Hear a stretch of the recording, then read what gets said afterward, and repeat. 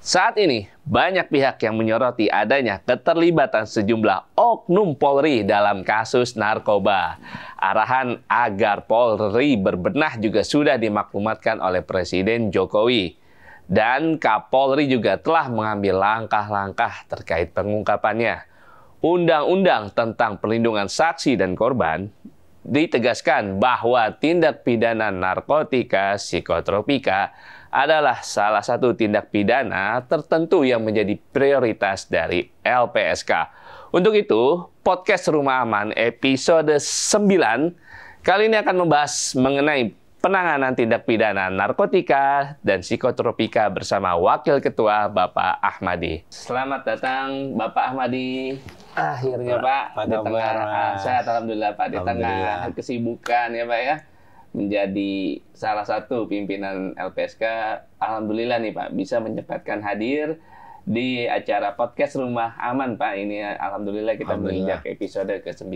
Ya. Baik Pak, ini kami di episode 9 ini mengangkat tema nih Pak, mengenai perlindungan LPSK dalam kasus narkotika psikotropika. Nah, betul Pak ya, bahasa seperti itu Pak ya? Kemudian saya salah sebut nih Pak. Narkoba juga boleh. Siap, baik. Pak, ini saya mau langsung aja nih Pak ya ke pertanyaan.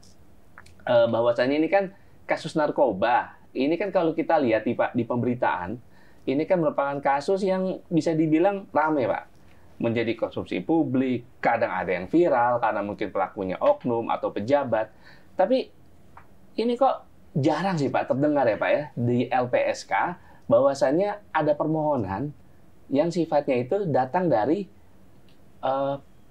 orang yang bersinggungan dengan narkoba ini Pak. Apakah itu korban atau mungkin dia pelaku ya nantinya yang bekerja sama. Monggo Pak, bagaimana itu Pak kira-kira Pak?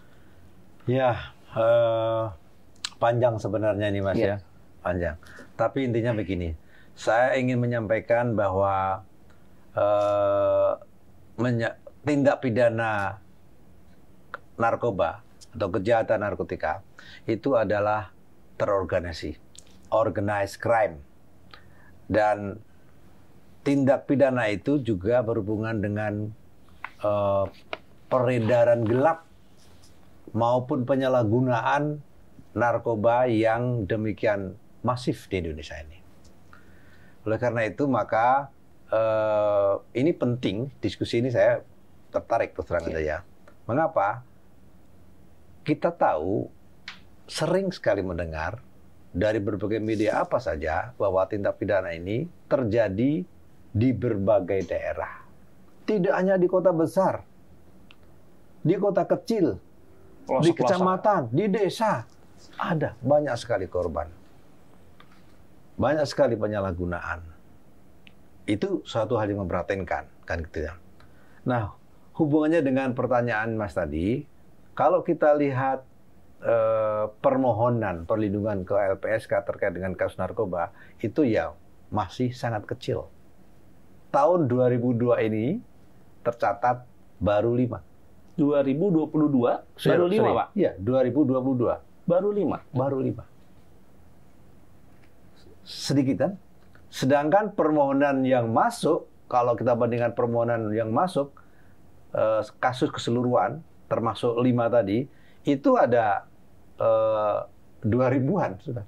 2000? 2100. Kasus tindak pidana non-narkotika? Iya, apa saja kan gitu ya. Terutama tindak pidana tertentu yang diatur di dalam ketentuan perundang-undangan, gitu ya. Tindak pidana tertentu itu salah satu diantaranya adalah narkotika yang malam ini kita diskusikan. Siap, gitu. Pak, baik.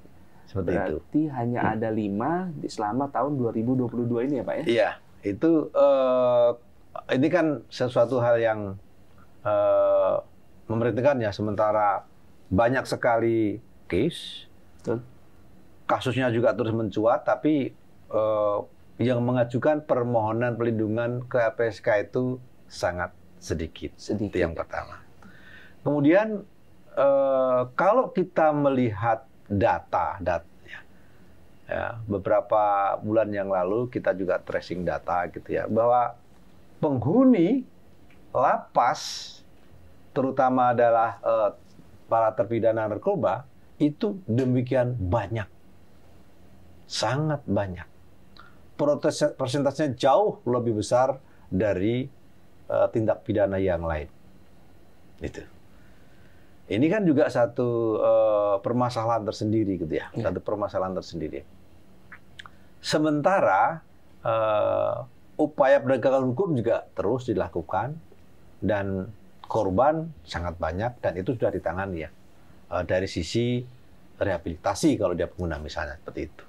Nah, oleh karena itu pada kesempatan ini saya menyampaikan bahwa LPSK mendorong siapa saja saksi, ya, pelaku yang bekerja sama saya, pelapor yang memiliki keterangan penting dalam proses peradilan terkait dengan tindak pidana narkoba dan apalagi ada ancaman yang membahayakan, maka dapat mengajukan permohonan perlindungan ke LPSK. Itu penting. Dapat mengajukan ya Pak ya? Ya.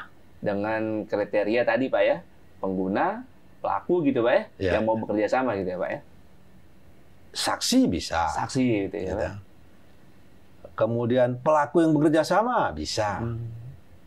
Dan siapa saja yang memberikan yang mempunyai keterangan atau informasi penting, termasuk juga pelapor. Kriteria pelapor itu bisa sepanjang itu terkait dengan satu tindak pidana narkoba, itu bisa mengajukan permohonan perlindungan LPSK. Baik Pak. Baik. Ya. Nah, LPSK sendiri tentu akan melakukan pendalaman, akan melakukan penelaahan dari permohonan-permohonan itu. Apakah syarat-syaratnya seperti apa? Kemudian apakah statusnya seperti apa pemohon itu?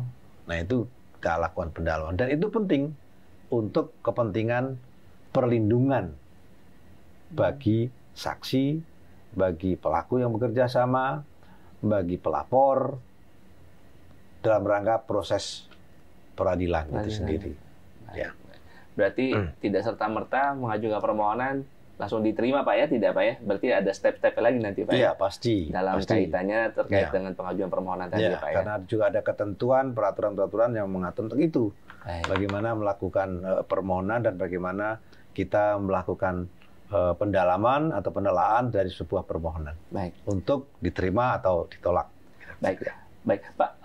Ini tadi saya sedikit ingin bertanya lebih lanjut nih Pak. Tadi kan Bapak sampaikan bahwasanya mereka yang bisa mengajukan permohonan ini salah satunya adalah saksi ya Pak ya.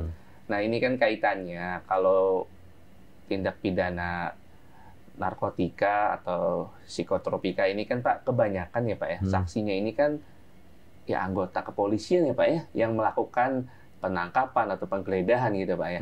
Nah apakah nih Pak kita kembali lagi ke pertanyaan awal atau statement awal bahwasanya masih minimnya pengajuan permohonan yang masuk ke LPSK, apakah dikarenakan faktor dari saksi yang berasal dari kepolisian atau bahkan mungkin penyidik itu sendiri Pak, sehingga mereka mungkin masih belum mau untuk ajukan permohonan Pak. Silakan Pak. Ya, yang pertama begini, karakteristik pengungkapan kasus narkoba ya, itu memang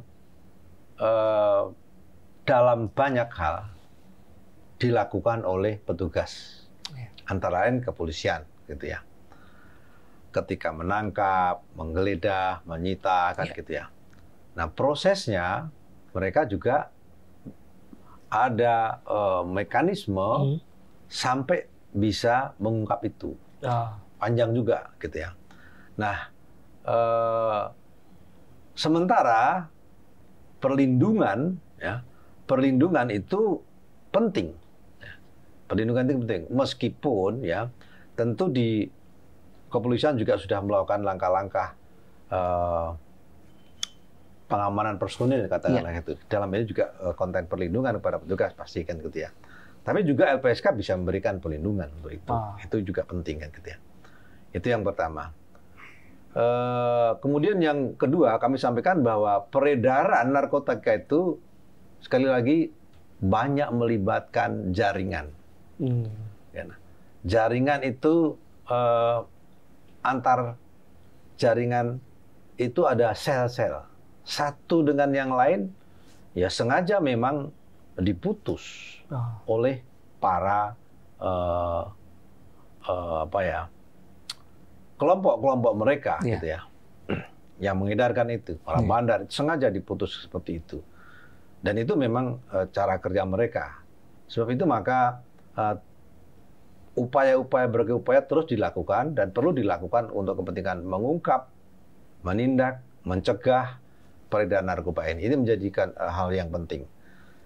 Nah, kemudian juga ada ketentuan di dalam Undang-Undang Narkotika, ya, Undang-Undang 35 tahun 2009 ya, di pasal 100 itu menyatakan bahwa saksi, pelapor, penyidik, gitu ya, penuntut umum dan hakim yang memeriksa perkara tindak pidana narkotika dan presekutor itu bahkan beserta keluarganya itu wajib diberi perlindungan oleh negara dari ancaman yang membahayakan diri, membahayakan jiwa, harta bendanya, baik sebelum maupun sesudah proses pemeriksaan perkara. Jadi perlindungan menjadi hal yang penting, gitu Pak.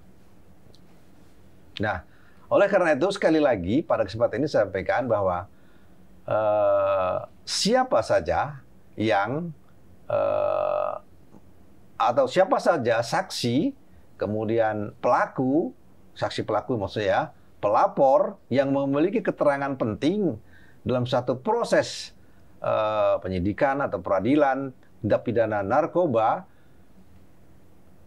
apalagi ada ancaman begitu ya, ajukan saja perlindungan kepada LPSK.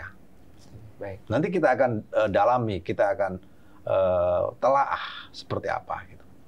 Itu penting. Baik. Ya. Baik, Pak.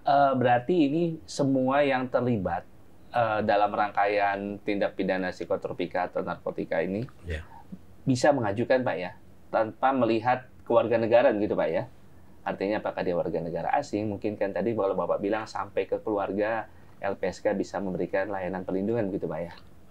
Nanti kita lihat seperti apa ancamannya kepada segala macam, kepada keluarga segala macam, juga banyak faktor yang kita nilai itu. Baik, siap. Dalam masa telaah tadi, Pak ya. Ya. Oke. Baik, Pak. Lalu untuk modus operandinya nih, Pak, saat ini kan ini sudah mulai canggih, Pak ya. Zaman semakin canggih, terus juga teknologi juga semakin berkembang. Kalau menurut pandangan Bapak dalam penanganan kasus psikotropika narkotika ini, itu bagaimana nih Pak penanganannya, dan jenis atau perlindungannya itu akan seperti apa nanti Pak yang bisa diberikan? Soal modus tadi ya. Iya. Modus benar bahwa peredaran gelap narkoba, penyalahgunaan narkoba itu dengan berbagai modus yang sangat beragam. Dan para pelaku terus mencari celah-celah gitu ya. Menggunakan modus-modus baru. Ya. Dan itu pasti juga dipetakan oleh aparat penegak hukum, pasti gitu ya. Diantisipasi gitu ya. Tapi juga dalam banyak hal, ingat bahwa kejahatan narkotika adalah kejahatan yang terorganisir. Dan banyak memanfaatkan teknologi juga banyak. Iya. Platform digital juga banyak. Peredarannya pun dengan berbagai cara gitu ya. Dengan kemasan-kemasan yang sangat beragam. Itu juga banyak mengakibatkan korban yang ya tidak terberdaya. Iya. Ini terberdaya begitu saja. Kalau dengan berbagai modus dikemas macam-macam, itu kan sangat berbahaya juga. Betul. Gitu ya. Oke. Nah, artinya apa? Narkotika itu telah menjadi, termasuk psikotropika ya, narkotika, psikotika telah menjadi masalah besar bagi kita semua, ya, sehingga perlu penanganan, perlu kerjasama, sinergi antar kelembagaan menjadi hal yang penting, termasuk pencegahan. Upaya-upaya pencegahan ini menjadi penting dalam rangka memerangi narkoba ini. Itu menjadi penting. Ya. Kenapa? Dalam konteks LPSK sendiri juga bahwa LPSK itu bertugas, berwenang memberikan perlindungan dan pemberian hak lain kepada saksi dan korban. Artinya ada peran penting yang bisa supporting gitu ya. Bisa supporting dalam rangka proses penegakan hukum, khususnya yang kita tujukan malam ini adalah terkait dengan masalah narkoba. Itu menjadi hal yang penting. Ya. Baik. Baik Pak Ahmadi, ini sedikit bergeser nih Pak ya. Ya. Bapak ini kan seorang purnawirawan Polri Pak ya. Saat ini diberikan amanah sebagai salah satu pimpinan LPSK atau wakil ketua LPSK, yang salah satu tugasnya ini kan membidangi permohonan nih Pak atau perlindungan. Nah, dalam konteks nih Pak, kaitannya tindak pidana narkotika yang sedang kita bahas ini Pak, bisa nggak Pak Bapak ceritakan dari sisi Bapak sebagai seorang purnawirawan Polri yang pernah bertugas menangani kasus narkoba sampai dengan sekarang saat Bapak bertugas sebagai anggota atau pimpinan LPSK Pak? Maksudnya pengalaman atau bagaimana nih? Boleh pengalaman Pak, sharing nih Pak kita. Kalau pengalaman kan ya banyak sekali ya. Ya secara singkat sih dari Letnan, gitu ya,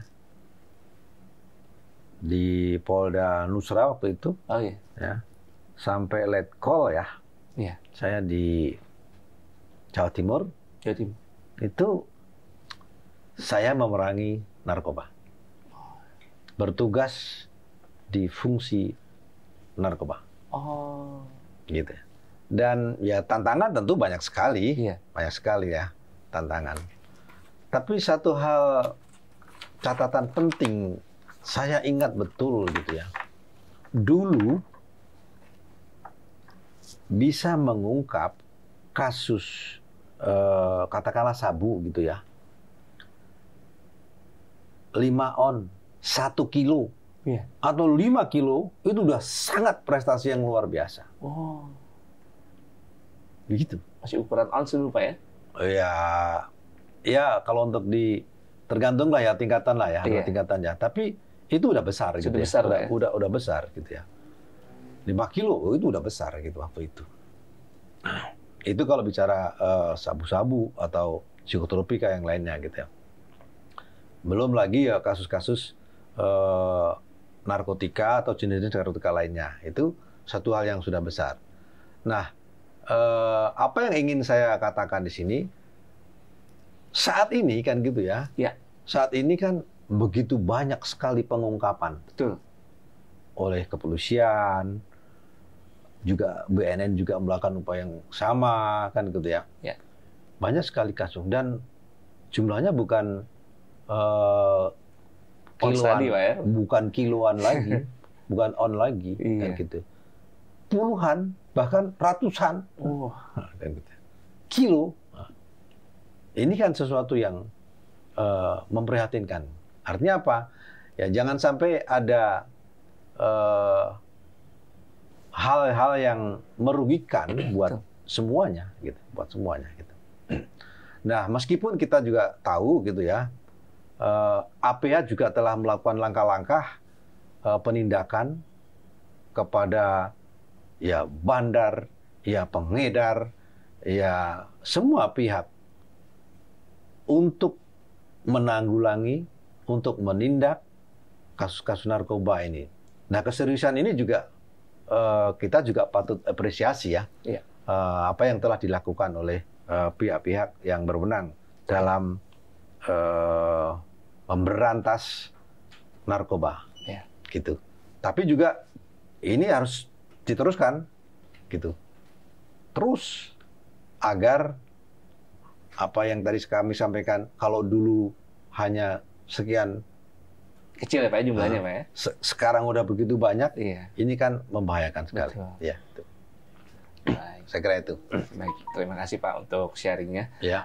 Lalu Pak, dengan adanya tadi Bapak katakan bahwasanya LPSK juga dapat melindungi subjeknya adalah salah satunya saksi pelaku yang bekerja sama Pak ya. Ya. Atau bahasa kerennya nih ya, bahasa Inggrisnya justice collaborator. Ya, ya. Nah Pak, ini kira-kira nih Pak, dari LPSK sendiri, ada tidak sih Pak reward atau mungkin bentuk penghargaan yang diberikan kepada seseorang yang mereka ini bersedia gitu Pak, untuk mengungkap suatu tindak pidana atau istilahnya pelaku, tapi dia ini bekerja sama untuk mengungkap tindak pidana ini. Itu bagaimana Pak? Ya, sebuah penghargaan gitu ya, kaitannya dengan saksi pelaku yang bekerja sama, itu adalah suatu proses. Jadi nggak langsung directly diberikan penghargaan, nggak seperti itu ya. Tapi itu satu proses gitu ya. Ada ketentuan yang mengatur bahwa saksi pelaku dapat diberikan penanganan secara khusus dalam proses pemeriksaan dan penghargaan. Jadi penanganan secara khusus dalam proses pemeriksaan dan penghargaan atas kesaksian yang diberikan. Itu diatur di dalam Undang-Undang 31 2014 ya. Nah, penanganan secara khusus itu apa? Antara lain adalah pemisahan tempat penahanan. Ya, itu ya. Kemudian juga atau tempat menjalani pidana, itu juga bisa. Atau terdakwa atau narapidana, ya, yang diungkap atas tindak pidana itunya. Kemudian juga pemisahan berkas perkaranya, jadi dipisah. Gitu. Itu yang biasa dilakukan penyidik dan kita koordinasikan dengan penyidik. Gitu. Nah, kemudian juga ada ketentuan yang mengatur bahwa penanganan secara khusus dan penghargaan itu atas kesaksian yang dapat diberikan itu berupa apa saja. Yang pertama adalah keringanan, ya, keringanan penjatuhan pidana atau pembebasan bersyarat, remisi tambahan, kemudian hak-hak narapidana lain sesuai ketentuan perundang-undangan bagi saksi pelaku yang berstatus narapidana, tentunya seperti itu. Lalu bagaimana untuk memperolehnya, kan gitu ya? Bagaimana untuk memperoleh keringanan atau keringanan penjatuhan pidana itu juga diatur dalam Undang-Undang 31 2014 tentang perlindungan saksi dan korban. Dinyatakan bahwa LPSK memberikan rekomendasi. Saya ulangi, LPSK memberikan rekomendasi secara tertulis kepada penuntut umum untuk dimuat dalam tuntutannya kepada hakim. Gitu. Seperti itu. Nah, nanti ada proses lebih lanjut, penuntutan, persidangan, dan seterusnya. Tapi tentu putusan akhir, ya, putusan akhir, penghargaan berupa keringanan, penjatuhan pidana itu menjadi kewenangan hakim. Ya, kewenangan hakim yang memutus dari sebuah perkara tersebut dengan berbagai pertimbangan. Ya. Oke, baik. Baik Pak, tadi kita sudah berbicara mengenai tindak pidananya, mengenai layanan perlindungannya, sampai dengan bahwasannya ternyata pelaku yang bekerja sama ini bisa dilindungi oleh LPSK. Nah, lalu kemudian Pak timbul pertanyaan, bagaimana sih Pak cara mengajukan perlindungan ke LPSK jika memang ada subjek-subjek yang tadi Bapak sebutkan itu ingin mengajukan permohonan perlindungan ke LPSK? Silakan Pak. Ini kan masih JC tadi ya. Tadi kan masih apa? Ada dua hal yang kita sebutkan tadi. Iya. Belum kaitannya dengan rekomendasi yang lain. Artinya yang belum saya sebutkan tadi adalah ada penghargaan pembebasan bersyarat kan semacamnya. Kemudian remisi tambahan dan hak narapidana lain, itu LPSK juga memberikan rekomendasi secara tertulis gitu ya kepada menteri yang membidangi di bidang hukum. Gitu. Sebab itu koordinasi ya, antara LPSK dengan lembaga-lembaga terkait dan termasuk dengan berbagai lapas dan sebagainya itu juga penting untuk dilakukan dan terus dilakukan dalam hal ada proses permohonan seperti itu. Baik, ya. baik. Saya kira itu sih Pak. Baik. Lalu kalau untuk tadi Pak kaitannya pengajuan perlindungan kepada LPSK, bahwasannya nih katakanlah ada orang atau pihak yang merasa saya tahu bahwasannya di sana ada penggunaan narkoba, tapi saya takut untuk melapor. Sekedar melapor saja saya nggak berani karena di sana banyak pejabat yang terlibat atau banyak orang-orang yang memiliki kuasa yang sehingga orang ini ketakutan. Nah ini solusinya gimana Pak kalau mau mengajukan permohonan ke LPSK? Begini, pada prinsipnya informasi apapun itu penting. Yeah. Buat penegak hukum sangat penting. Buat LPSK juga penting, gitu ya.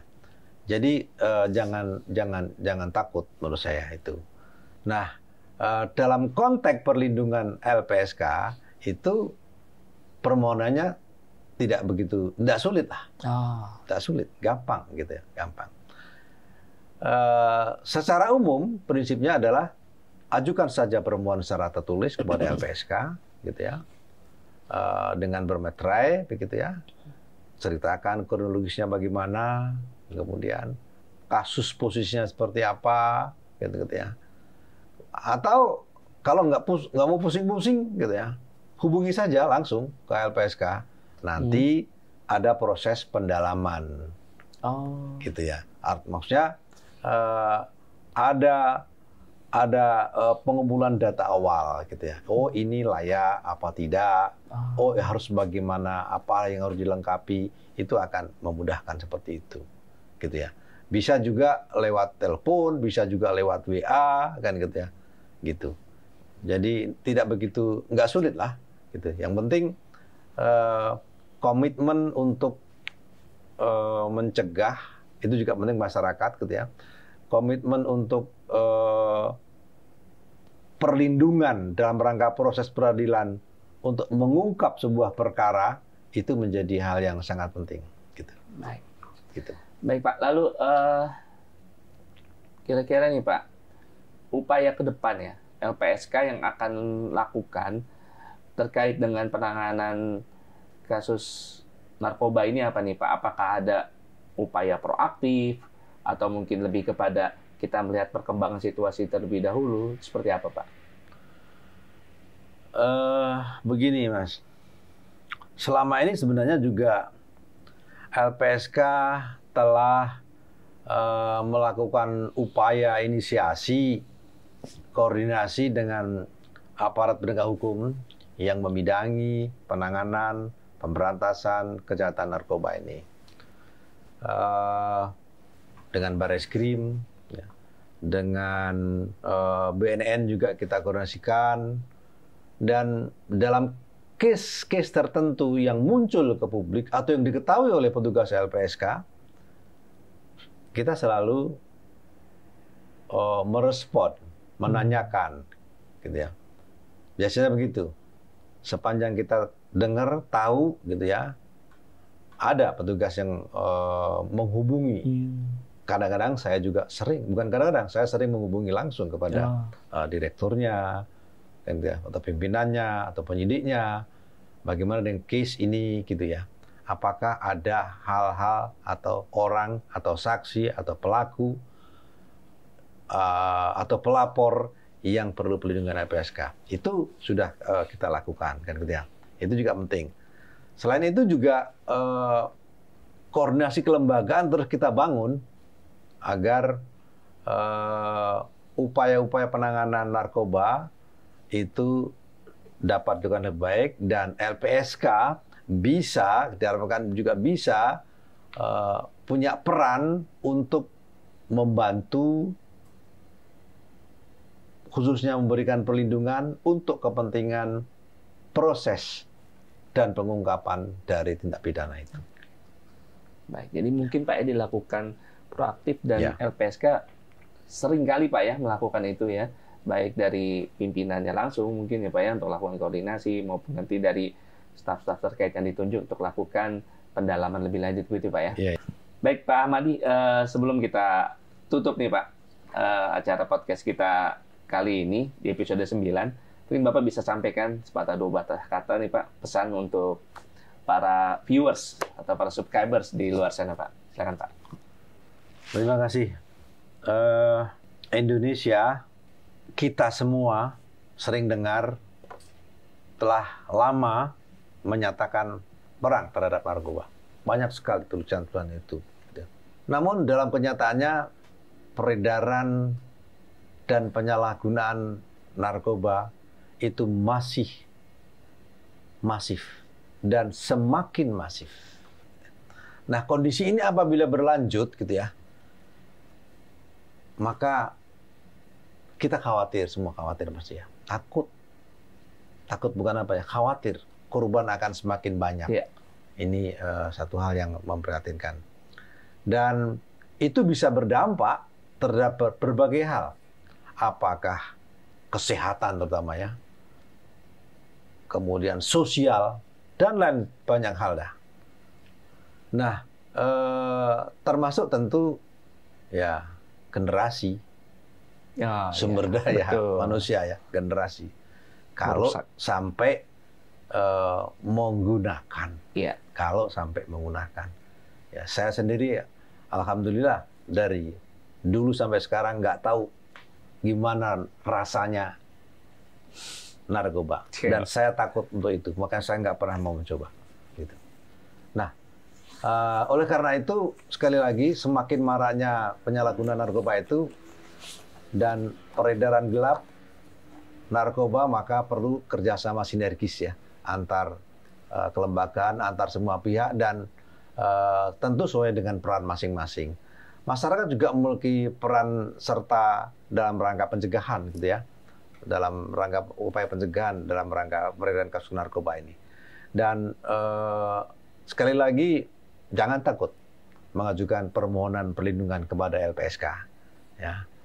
Kalau ada informasi penting, keterangan penting, dan peran sebagai saksi pelaku, sebagai pelapor, LPSK akan segera dalami. Apalagi ada ancaman, gitu ya. Jangan ragu melapor atau menghubungi kepada LPSK. Bisa juga kepada apa penegak hukum tentu ya. Tapi LPSK juga siap untuk memberikan perlindungan untuk itu. Nah, untuk kontak LPSK itu bisa juga melalui WhatsApp LPSK di nomor 081000048 atau 0811, saya ulangi, 081119194 693. Baik. Mudah-mudahan pertemuan kita hari ini bermakna bagi kita semua. Baik, Makasih. baik. Terima kasih Pak atas keluangan waktunya. Terima kasih. Mudah-mudahan sehat selalu dan mari kita perangi narkoba bersama LPSK. Jangan takut untuk bersaksi karena LPSK ada untuk melindungi Anda. Terima kasih. Assalamualaikum. Terima kasih Pak.